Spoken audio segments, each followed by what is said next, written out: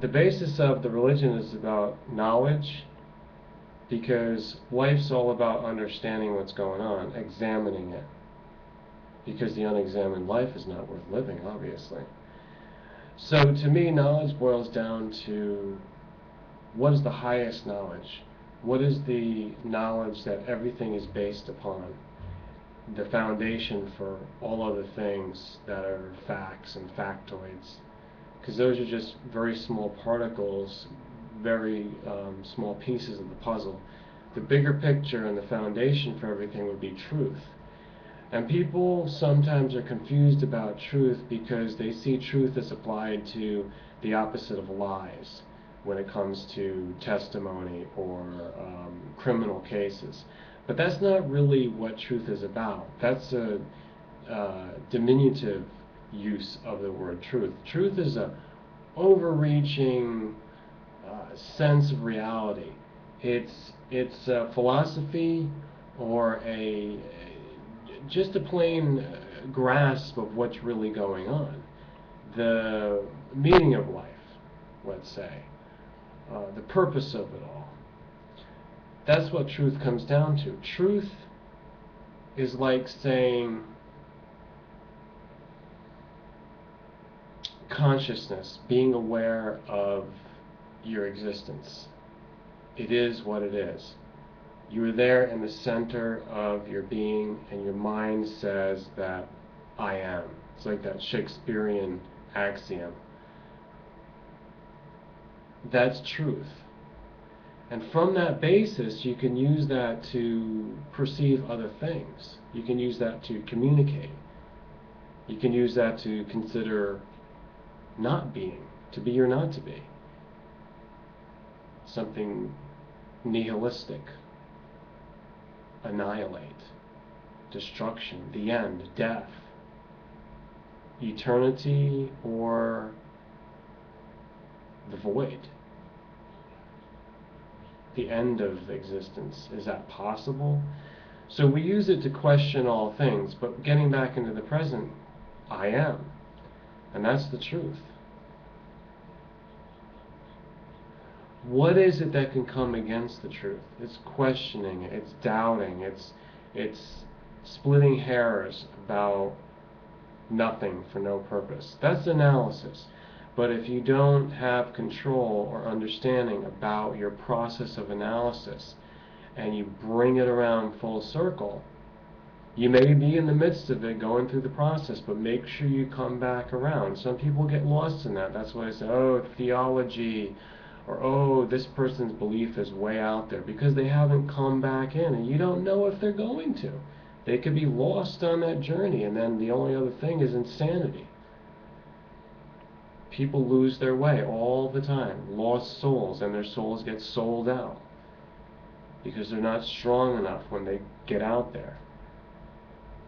Plenty of kids want to make something of themselves. They have so much energy, life energy in them. That's the truth. Their being is strong. It's potent. Then they get out there and they get taken over, taken advantage of. They get used for a purpose and they become that. Look at all these idols and stars out there. They may have started with the intention of, hey, I'm going to get out into the world and be something. Well, what are you going to be? Then when they get out there, it seems like they just become another false thing, attracting everything wrong and generating all this kind of karma. They're not being something, they're actually being a distortion of things which amount to nothing. That's not something.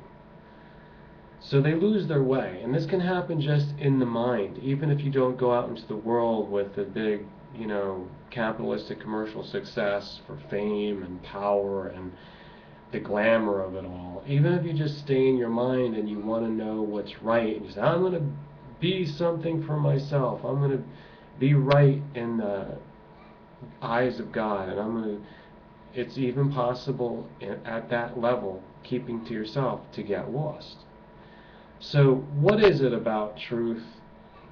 I found that it boils down to being very careful about the teachings that you encounter and knowing how to discern it, how to put it into perspective, of everything else that you know, that perspective. That means, where does it fit into your whole cosmology?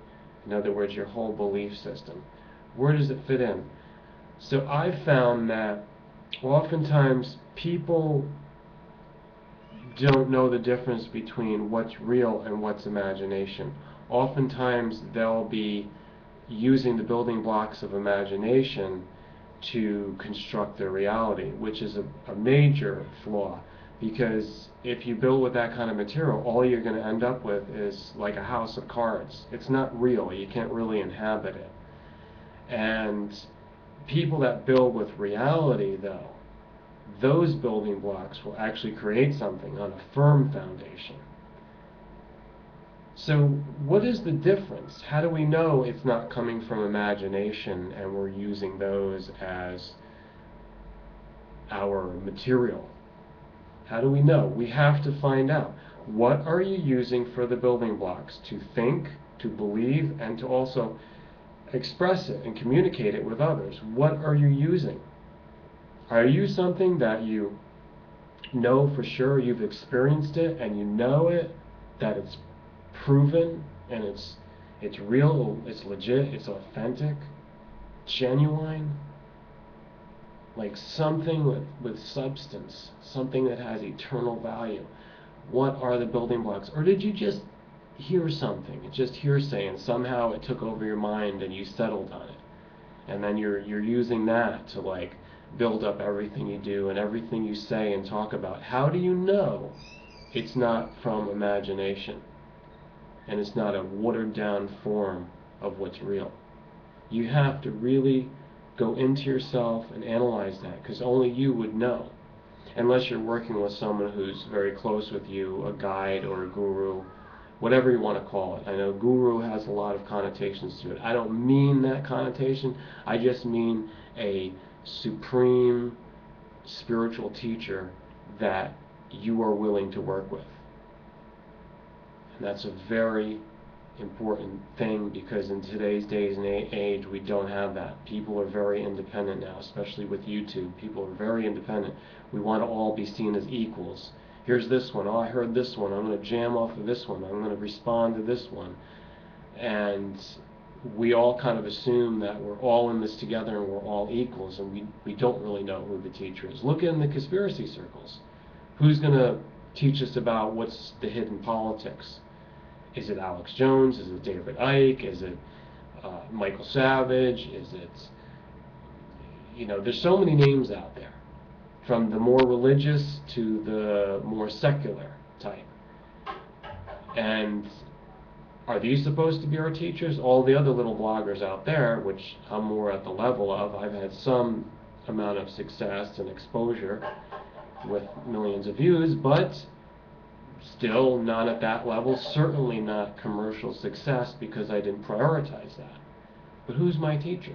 Is there someone who's supposed to be my teacher to help guide me and help analyze what are, my building blocks for reality, the beliefs that are part of my belief system, and therefore what's the underpinning foundation of it all?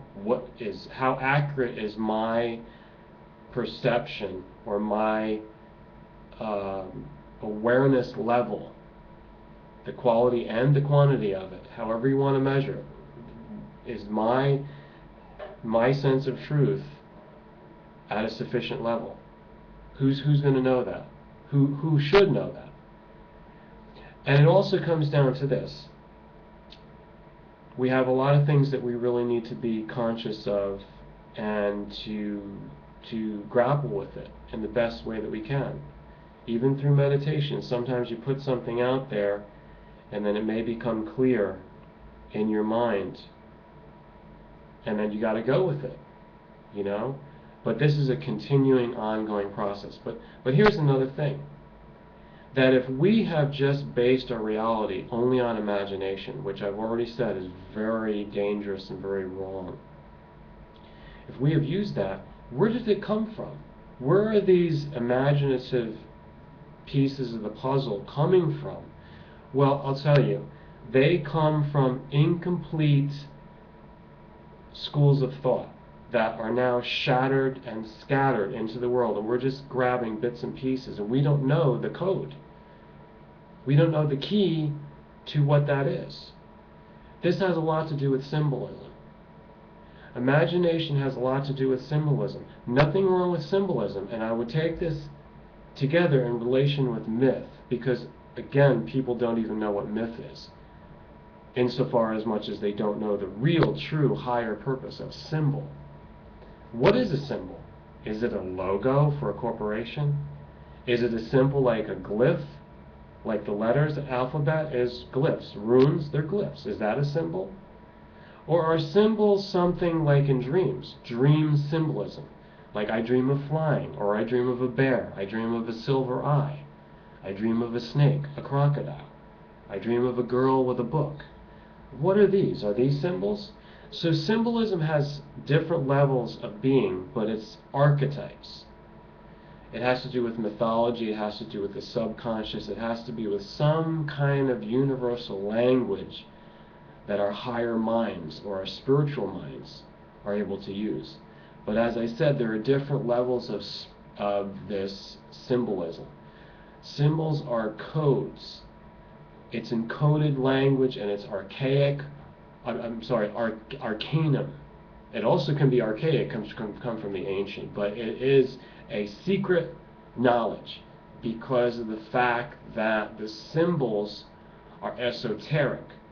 They are the codes that are used to come together with this entire teaching package that only a qualified teacher, a certified teacher in that, can bring to you complete. So when we take little bits and pieces of it, this is just imagination. If you have a little piece fragmented off of the body of thought, and it's a symbol, and then you go ahead and you use it to base your entire reality, and you're going to start communicating about it, well, that's flawed. That's something that I have told you I will be able to see right through it, because my teaching and my learning, my research, my study has been all-encompassing for many, many decades. I've been on this. I've been working so hard that if I was working like this for a multinational corporation, I would be the top CEO, multi-millionaire, after all of the salary that I would have been earned. More than just salary, it's just the whole benefits and everything rolled in together from that kind of, position. Working excruciatingly hard, tireless, like infinite hours, countless. Did I get paid? No. But I'm just trying to give the idea. If I was paid, I'd be a millionaire, possibly even a billionaire by now. But knowledge is not power. The proper application of knowledge is power. And power will become money. And then money can be controlled in all powerful hands. But that's the key, that's the kicker, because most people don't have that. They don't have all power. They've got little bits of power. They think they're super powerful. But no, they don't really have truth. They don't have themselves all together, and that power will consume them. They will end up in the deepest parts of hell, most likely. The karma is horrible, especially with the ego. But I have to humble myself right now, because I am telling you all this because I'm still studying, I'm still analyzing all the bits and pieces of my belief system and making sure that it's not all imagination. And the next video I'm going to do right after this is I'm going to give you a specific example where I'm still questioning, and it has a lot to do with Christianity. So you want to tune back in, and you can find out what I really think after all this study of the Bible, with a very tenacious commitment for truth. Leave your comments, share this to all the friends that you have, favorite it, add it to a playlist, thumbs up, and make sure